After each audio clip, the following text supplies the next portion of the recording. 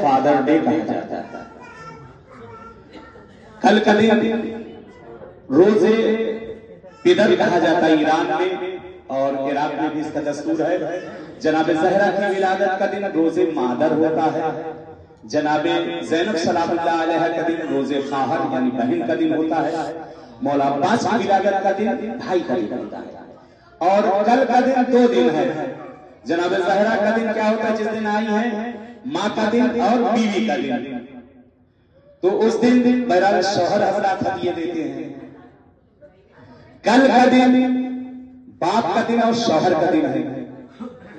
देखिए, मादर टेरेसा को याद करते हैं आप, अपनी मादर ज़हरा को याद कर लिया है।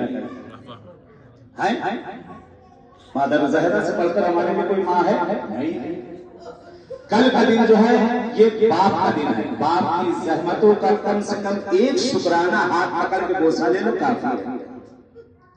कल का दिन वो दिन है कि जो बाप न दिन देखता है, न रात देखता है, न धूप देखता है, न होश देखता है, और अपने बच्चों के लिए, अपने घर वालों के लिए ज़हमत किया करता है।